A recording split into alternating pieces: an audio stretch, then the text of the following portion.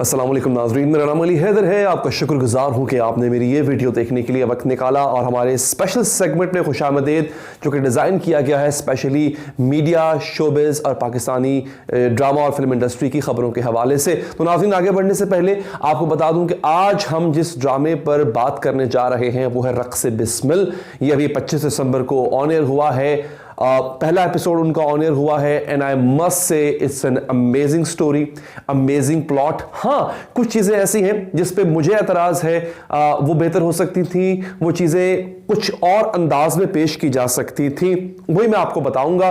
इसका प्लॉट क्या है ड्रामे का, और अगेन ये एक और ऐसा ड्रामा है नाज़रीन जो कि हमारे माशरे में होने वाली एक बड़ी अजीब किस्म की तस्वीर को आपके सामने लेकर आता है। किस तरह से हमारे माशरे में जात पात के निज़ाम को बड़ा ही मजबूत समझा जाता है, लोगों की जिंदगियां बर्बाद हो जाती हैं लेकिन वो जात पात के निज़ाम से ऊपर नहीं आ सकते हैं। एक सुपीरियरिटी कॉम्प्लेक्स होता है कुछ लोगों को, जनाब हमारी फलां जात है तो हमारी फलां जात है। बड़े अच्छे से उसको रिफ्लेक्ट किया गया है इस ड्रामे में रक़्स बिस्मिल में। इसकी लीड कास्ट में इमरान अशरफ है। इमरान अशरफ को कौन नहीं जानता, he is an amazing actor. उन्होंने इससे पहले जो रांझा रांझा में अपने किरदार के जो जौहर दिखाए हैं, भोला उनका जो किरदार था, I think that was his launch pad. उससे पहले भी मुतादिद। अच्छा, इमरान अशरफ की जो अच्छी बात मुझे लगती है वो ये है कि ये बंदा चैलेंजिंग कैरेक्टर लेता है। ही लव्स टू एक्सपेरिमेंट, तजुर्बा करने से, नया काम करने से घबराता नहीं है। लोग क्या करते हैं, वो एक किस्म के कैरेक्टर को पकड़ के बैठ जाते हैं और फिर उसी अंदाज के कैरेक्टर्स हर दूसरे ड्रामे में करते हैं। इमरान अशरफ तजुर्बा करता है, अपने आप एक्सपेरिमेंट करता है और चैलेंज लेना जानता है। तो हर दफा उससे मुख्तलिफ ही चैलेंज लिया। अभी मुश्क में आप देख लें, बड़ा ही धीमा, बड़ा ही एक काम और कंपोज्ड किस्म का आदमी जो है वो बन के सामने आए हैं इमरान अशरफ। लेकिन अब रक़्स बिस्मिल में he is an angry young man, तो बड़ा चैलेंजिंग कैरेक्टर था जो उन्होंने निभाया। मैं इस पर बात करूंगा। और जो इसकी लीड में इमरान अशरफ है, सारा खान। पहले एपिसोड में सारा खान का कैरेक्टर उस तरह से उन्होंने रिवील नहीं किया, मतलब बताया है कि एक खातून है जो कि आगे जाके बड़ा मसला क्रिएट करेंगी इमरान अशरफ के लिए।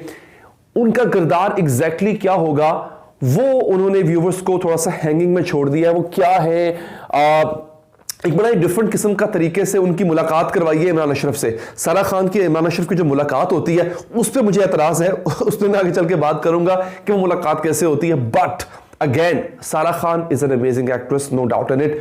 महमूद असलम, मैं I was very excited to see Mahmood Aslam after a long time. मतलब बुलबुले के बाद मुझे महमूद असलम इस तर्ज में नजर आना, इस अंदाज में नजर आना मेरे लिए बड़ी बात है कि महमूद असलम एक वही एक संजीदा, एक बहुत ही अब यूं कह लें कि बड़ा ही गुस्से से भरा हुआ मगर अपने उसूलों पर कॉम्प्रोमाइज ना करने वाला इंसान, एक ऐसा इंसान जो कि अपनी खानदानी रिवायात को सबसे मुकद्दम रखता है। एक ऐसा करेक्टर है, एक पीर का करेक्टर है। पीर साहब जिस तरह होते, एक ऐसे पीर साहब जिस तरह जो कि अपनी फैमिली तक को कुर्बान कर देंगे अपने उसूलों की खातिर।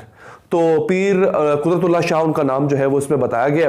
और महमूद असलम ने जो है वो आपको बताने की जरूरत ही नहीं मुझे कि महमूद असलम कितने अच्छे अदाकार हैं। मतलब ये भी वो आदमी है, मुझे याद है आज से, Janjalpura was epitome of Mahmood Aslam. Cheemi Guru का कैरेक्टर आपको याद होगा, इसमें ये ख्वाजा सराब बने थे। महमूद असलम जैसी पर्सनैलिटी को क्या आप सोच सकते हैं कि वो ख्वाजा सराब बनेंगे, मगर उन्होंने वो चैलेंज लिया, उन्होंने वो अमेजिंग किरदार निभाया।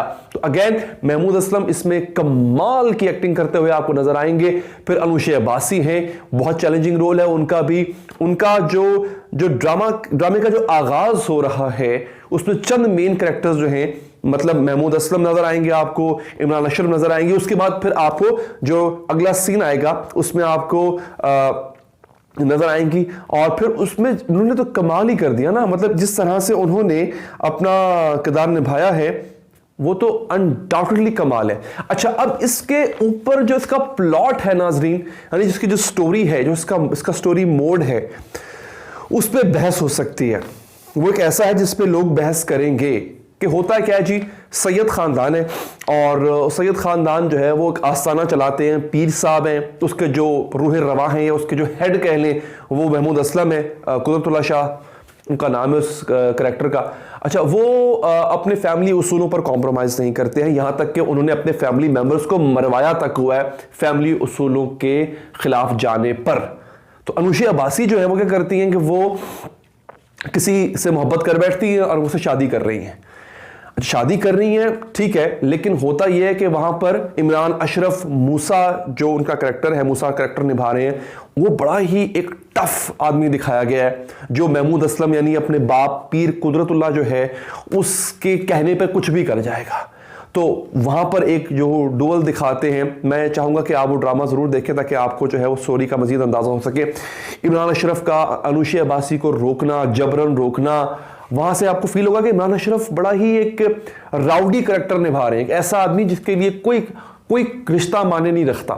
लेकिन दूसरे सीन में हम ये देखते हैं कि जब अनुशा अब्बासी और उसकी माँ जो है वो बड़ी ही मिन्नत समाजत करती हैं मूसा की यानी इमरान अशरफ की, तो इमरान अशरफ वहीं पे पिघल भी जाता है। तो हमने ये देखा है कि, और राइटर को दाद देनी पड़ेगी कि किसी एक करैक्टर को कंप्लीटली अच्छा नहीं दिखाया, कंप्लीटली बुरा भी नहीं दिखाया। जैसे हम इंसान होते हैं, देखिए हम इंसान क्या होते हैं, एक वक्त में बहुत अच्छे होते हैं और एक वक्त में बहुत बुरे भी हो जाते होते हैं। तो उन्होंने यही दिखाया ड्रामे के अंदर, जो रियलिटी दिखाई है कि इमरान अशरफ को गुस्सा जब आता है तो वो हदें पार कर जाता है, मगर जब उसका दिल पसीजता है मूसा का, तो फिर वो अपनी उस कज़न के लिए या अपनी मुंह बोली बहन के लिए उसके लिए रहमदिल भी हो जाता है। अच्छा, एक और बड़ा अहम करैक्टर है वो है ईसा का। ईसा जिसकी शादी होती है करवा दी जाती है ज़बरदस्ती अनुशा अब्बासी से। उसके बारे में दिखाया गया कि वो बड़ा ही एक ओपन माइंडेड है, बड़ा ताबेदार है अपने बाप का, बाप के कहने पे शादी कर लेता है, ये जानते हुए भी कि उसकी जो कज़न है वो किसी और की मोहब्बत में गिरफ्तार होकर घर छोड़कर भाग गई थी, शादी करने वाली थी। उसके बावजूद भी वो शादी कर लेता है और कहता है जनाब मुझ में ही खोट होगा, मैं उसके काबिल नहीं हूँ, मैं जाहिल हूँ, अनपढ़ हूँ, वो पढ़ी लिखी है। तो उसको एक बड़ा लिबरल और एक अच्छा हार्टेड, गुड हार्टेड पर्सन दिखाया गया। अब जो एतराज आ सकता है वो ये आ सकता है, देखें ये जो मैं मानता हूं ऐसा होता है कि सैयद घरानों में बहुत कम ऐसे लोग होते हैं जो कि इस चीज़ को एक्सेप्ट करते हैं कि सैयद घरानों की लड़कियां किसी और गैर सैयद जो है यानी अपनी ज़ात से बाहर निकल के शादी कर लें। इनफैक्ट लड़कों पर भी ये बहुत ज़्यादा पाबंदी और रोक टोक होती है कि वो किसी और के साथ जो है वो रिश्ता ज़वाज में बंध जाएं। मगर ये इसको पोर्ट्रेट ड्रामों में यूं किया जाता है कि सिर्फ सैयद घरानों में ऐसा होता है। देखिए मैं अपना पर्सनल एक्सपीरियंस आपसे शेयर करूंगा, सिर्फ सैयद घरानों में ऐसा नहीं होता।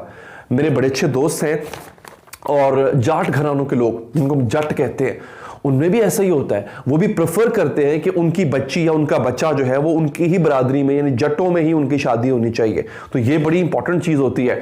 उसके बाद जो है वो आप यूँ देख लें कि और बड़े ऐसी अराई, हमारे जो हैं अराई कास्ट के लोग, वो सिर्फ अराइयों में शादी करते हैं, चाहे लड़का हो चाहे लड़की। कश्मीरी या बट, कश्मीरी बट जो होते हैं वो सिर्फ अपनी जात के लोगों में शादी करते हैं। तो ये सिर्फ स्टीरियोटाइप कर देना कि सिर्फ सैयद ही ऐसा करते हैं, ऐसा नहीं होता। और भी हमारे हिंदुस्तान का मसला ये है, हालांकि अब मैं समझता हूं लोग तब्दील हो रहे हैं, हमारे हिंदुस्तान का मसला ये है कि यहां पर जात पात को बड़ा मुकद्दम समझा जाता है। तो इस हवाले से इस एक पॉइंट पे मैं समझता हूं इस ड्रामे पे एतराज आ सकता है। अदरवाइज स्टोरी, एग्जीक्यूशन, डायरेक्शन कमाल, हर करेक्टर को उसकी जगह दी गई है। ऐसा नहीं कि वो एक कैरेक्टर जो है वो बहुत ज्यादा स्पेस ले गया, दूसरे कैरेक्टर को स्पेस नहीं मिली है। पहले एपिसोड में हर कैरेक्टर को स्पेस दी गई है। आखिर में सारा खान का जो कैरेक्टर है मैं समझता हूं कि वो बड़ा ही उभर के सामने आएगा। पहले एपिसोड में उसको इतनी जगह नहीं मिली क्योंकि रिवील किया है आपने उसको, सिर्फ पर्दा उठाया उस कैरेक्टर से, लेकिन बड़ा अभाम रखा है, हैंगिंग में रखा है व्यूअर्स को कि वो क्या है। और इमरान अशरफ के बारे में ये बताया कि इमरान अशरफ जो है ना वो देखते ही, देखा क्या, नकाब किया हुआ था और देखते ही वो एक तरह से दिल दे बैठा। अच्छा, वो जो मुलाकात थी मुझे उस पर थोड़ा सा एतराज है। वो क्या देखते हैं जी, इतने बड़े पीर साहब का बेटा है, वो गाड़ी में पेट्रोल खत्म हो जाता है, वो गाड़ी लेके निकलता है ना अपनी इमरान अशरफ, तो गाड़ी में पेट्रोल खत्म हो जाता है। अब मुलाकात कैसे हो रही है इमरान अशरफ की सारा खान से, मुलाकात कैसे हो रही है कि इमरान अशरफ की गाड़ी में पेट्रोल खत्म हो जाता है और वो कोई बस पकड़ लेता है। उस बस में उसको किसी लड़की को गलत फहमी होती है कि इमरान अशरफ ने उसको छेड़ा है। तो इमरान अशरफ पे जो है ना वो बाकी लोग सारे उमड़ आते हैं कि तुमने लड़की को छेड़ा, तुमने लड़की को छेड़ा।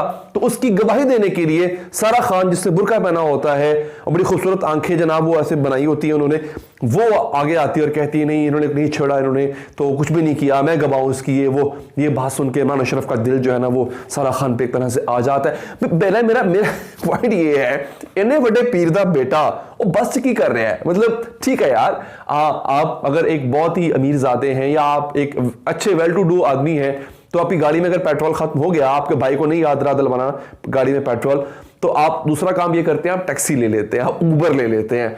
आप बस में नहीं जाते। नॉट दैट कि बसों में सफर करना कोई नीची बात है, मैंने खुद बसों में बहुत सफर किया हुआ है, बट आपने ड्रामे में रियलिटी दिखानी है ना। एक आदमी जो कि बहुत बड़े पीर साहब का बेटा है, उसकी गाड़ी में पेट्रोल खत्म हो गया। अव्वल तो मुलाजिम होते हैं आसपास, वो कुछ ना कुछ अरेंज कर देते हैं, भाई नहीं थे मुलाजिम भी, तो दूसरा काम वो ये करेगा, वो रिक्शा या टैक्सी ले लेगा, वो बस में नहीं जाएगा। लेकिन चले, डायरेक्टर ने सोचा कि सारा खान की और इमरान अशरफ की मुलाकात अगर करवानी है तो सबसे बेहतरीन तरीका यही है कि बस पे मिला दो उनको।